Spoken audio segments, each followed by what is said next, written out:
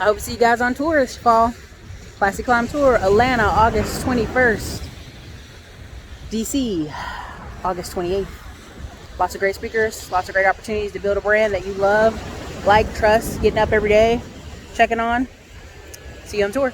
And so I was talking to somebody, and I'm going to share the article where it says about Buckhead. So it's not just Buckhead. If you guys actually go research Atlanta, they have a thing called cityhoods. And I did a video on this in the past. And essentially what happens is, prime example, there was one city that they voted all these young black people into the city council. Everybody's all excited. Yes.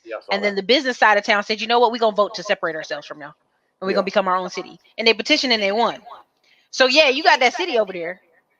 This little bit of part that has just a bunch of poor people in projects and not a lot of income. And then you have this other city over here that just has business parks. Yeah. It's what's happening. So, yeah, you may vote. And this is why I keep telling people, I posted something about Kamala. I posted something about this on my Instagram. And my DMs were full of people like, this is why we got to vote, Erica. This is why we got to vote. I said, it's not, honey. You can do that. Atlanta's already done that. And guess what they'll do? Hey, guess what? Congratulations on all those city council positions. We are now voting to separate from y'all. Yeah. Have a great life. And we got the money and the backing to do it. Point blank period. I was going to run for something in Texas near Georgetown. And they wanted me to run for city council. And I said, well, I got no money to do that. Oh, no worry. We'll back you. Yeah. If you'll run against this other Hispanic Democrat. So trust me, the money comes for the people they want to put up there. Yeah. And that's why I tell y'all, I'm getting off this man's internet because I got other stuff I could be doing. I ain't playing with y'all all year. I'm not playing with y'all. But yes, he said, and you can see the article here, but there's multiple of them. Because of the crime wave, this is one of the reasons the residents want to break away from Atlanta. But they said this split would be devastating for the city. Because, well, guess what? Voting matters, yes. I'm not going to knock voting. But I want you to understand, the money is what matters. Exactly. Yeah. Exactly. He's right. If Buckhead becomes a city. Now, that if Buckhead wants to, like if it gets bad enough, they will. But the question is, Buckhead want to do all like the administrative stuff that comes along with being their own city. That's the question they got to ask themselves. But he's right. And if they lose that tax base, it's going to get crazy. But that may be what they want to do anyway. They may want to lose that tax base, let the prices skyrocket, get everybody out that can't afford it, and then bring Buckhead back in at a later date. Yeah. Lenox Mall. So I kept hearing about how dangerous Lenox Mall was. Yeah. And I was like, hey, asked one of the people in Atlanta to drive me by there. And I was like, what's the problem here? And she said, well, people come to see celebrities because they park their car. This front part, Lambos, all this fancy stuff. And I said, well, what's the problem? They said, oh, they be shooting. Yep. Why? You know what I mean? It's like, of all places, why? Right? So again, Dave Sincere, I keep telling people, you got a lot of people bringing their, and I'm going to just say this, and there was a beautiful young lady I met. She came from Chicago, and she had 4 children. And she said she looked down and realized she had a 12-year-old son and said, I have to get out of here. I have to leave the city. I cannot, I just know the numbers, right? 50% of 50% of black men in Chicago are unemployed. Yep. On top of that, you have a lot of people into the system. So she moved to Atlanta. And I told her, well, are you scared now? She said, no, because he went through sports. He's playing on a team. He actually has a future. His older sister graduated. She's becoming a nurse. Like, this was the best thing I could have done. I don't like the city. I loved Chicago, but I knew there was no future. Yeah. And so you got to realize people are taking, and I'm going to just be nice, I think she's a great woman. I think her kids are great. I know them a little bit. But I bet there's a lot of women who moved and their son and daughter wasn't so great. So when people say, oh, okay, it must be Atlanta folks doing all this breaking in, I said, it just can't be. No, it's not. I mean, and the issue is what that you were talking about earlier, is that when you move down from wherever you're moving from and you don't have a really strong support system, and then you aren't skilled and you don't really have the ability to really watch over your children, there's a lot of things they can get caught into. Because Atlanta, if you're from like Chicago or Philly or New York, it's a small city, but it's still a big city. There's a lot going on there. And that's one of the issues I think that a lot of parents that are coming from bigger cities don't really realize, is that even though Atlanta might be a smaller city population-wise, it still has a lot of the big city issues that you can get caught up into because of what's really going on in the city, the amount of money that's going on in the city. And historically, Atlanta was always off the ground. And I think that was a misconception that a lot of people didn't have till they really got here, that Atlanta is very much where I'm from, we call it off the ground. So if you go there, it can be easy to get caught up into a lot of stuff. And what is a lot of stuff? I mean, first, drugs. Atlanta's a major drug hub. We got what we would call sex trafficking. Atlanta's one of the capitals of sex trafficking, not just for the United States, but for the whole world. You got this whole sex industry that's attached to Atlanta that you can get caught into, that a lot of people fall into because they don't have anything going on. Then you got all the quote unquote scamming that's going on. It's a lot to get into, and you can fall into it just because let me give an example. I knew a lot of people in Atlanta. Atlanta's a big perk city. What I mean by perk is a lot of people in Atlanta take Percocets. It's like the thing to do. There were people that I knew out in Atlanta that where if you didn't want to take Percocets with them, they just wouldn't hang out with you. It was very similar, like people that only want to hang around people that drink. Yes. So you got a city to where you got normal people that work 9-to-5 jobs that are addicted to taking Percocets. Like this is something going on to where this type of stuff is very casual in a city. Well, where I'm from, that's not the thing to do. Is the pop Percocets. That's more of something people drink and stuff like that. And the Percocets that they're popping are not coming through a legitimate pathway. This is part of a legal crime. So Atlanta's a lot going on there, and if you can't really stay on the straight and narrow, you will get caught up.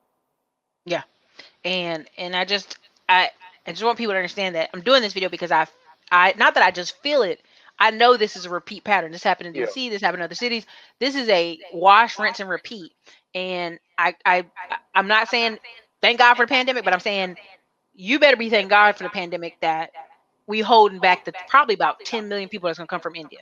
Because via the person, 500,000 getting their HB1 visas, and then the 12 people in your family, up to a limit of 12 people in the family you can bring, you're talking about millions of people coming. And then you're talking about we already caught 1 million people come up through the border since January. Like, if you want to play in America with no skills, I really am like fearful for you because there ain't nothing I can tell you. Like there ain't nothing I can tell you because if you haven't heed the warning or seen how this country's shifting and these people are moving to the South, you literally have people go, yeah, I got my aunt and uncle house, but I ain't nobody living in it.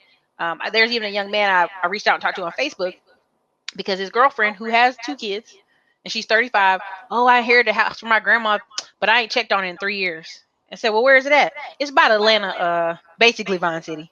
Yeah. And they said, well, girl, they're gonna take that house from me. Oh no, my parents pay the taxes, but my grandma left it to me. And so you already got somebody whose grandma thought, well, let me leave this to this young lady because she's got these kids and she's not even looking after the property or care for it. Her parents are paying the taxes. And this is a grown woman. That's a mindset issue. Yeah. I don't know if she's waiting for the prices to get sky high where she's gonna get bought out or something, but you got to at least be paying the taxes. Yeah, definitely. You got to be a good steward of that property. And you see a lot of that in Atlanta. You see a lot of people that have been left homes, they inherited homes, and they just really allowing it to go down. Somebody may be paying the taxes on it, but they're not really getting the best that they can get out of the property because they just pretty much discarded it. And the issue is that they could be doing something to kind of develop these areas, and they're not. And most of them are going to get bought out. I know a guy, his father owned a business off Campbellton Road. He owned a business, but it was on a big lot. This was probably 2019. He had already been offered like $4 million for the property. I told him if y'all hold that property, probably in the next decade, they'll probably make y'all double-digit millionaires because they're moving to the west side. And so they're really looking at these particular areas. Like I said before, is I think the Bluff is a good area to start looking at. That's not investment advice, is because nobody really wants to be there, but eventually everybody's going to want to live there because of its proximity to Georgia Tech. Talking about the Asians, if you go to Georgia Tech, if you go to some of the apartments around that school, you got Indians, East Indians, living 4-2 apartment. They sleeping on floors so they can get their education. And there's a big Indian population in Atlanta, and a lot of them are not going to leave Atlanta. They're going to get roots down there. And because of their Georgia Tech education, they're going to be able to pay what Atlanta's charging. And they're going to start pushing people out of the city. I mean, listen, the boring stuff nobody wants to hear about. You hear buying convenience stores, taking care of old properties, stuff like that. Nobody really wants to hear that part because it's not sexy. It's not that I'm flipping houses. I'm doing all this stuff with cars. But what's going to happen is y'all going to see later this year, and I'm going to document a lot of my journey. The boring stuff is what paid. Through all this pandemic and all this stuff, the boring stuff is what consistently paid. So I don't know who that is, but if he was an old mayor, he's running for mayor again, is what y'all saying? Yeah, okay. Let's see if he gets. Yeah, that's the old mayor. Gotta get the money before Bottoms. Yeah, so let's see if he goes back in. I thought he was probably gonna run for Senate or run for governor, but he kind of got out of mayor position and sat back. Now he's the guy that allowed Tyler Perry to get on that property for the low. Okay, well Tyler Perry ought to give him a help out. Give me some come back around. Yeah. Francine, I made a video about this and I held off and didn't publish it yet. But Yeah. that whole safari thing, even if some folks get married, you have a generation of people who are immature. And what's going to happen is nobody sacrifices or cares about the children, because somebody has to be watching the children. We have a whole industry built on, we got to make sure kids eat. They got to go to after school programs. We got to, like, even now as we're talking about Atlanta, my biggest thought process is, okay, a lot of these little kids that's on the corner, that's somebody's 13-year-old, 14-year-old nephew that we could do something better with, is going to get caught up on this. Yeah, definitely. They will. Prime example, I have a friend who she invests in, I think she has like 10 multi-family real estate properties. They're like duplexes. They're not like apartments. And her sister, because she's got 8 siblings, her sister, 13 nephew, stole something at the mall. They said, we got him down here, but we ain't going to hold him. Just come over here and pay the $250 fine and we'll go ahead and give him to you. They sister didn't have the money. They had to call the sister with the multi-family property to send $250. Yeah. And she said, are you kidding me? How long you been down there? You've been down there 6 hours right now. Can you watch you some money?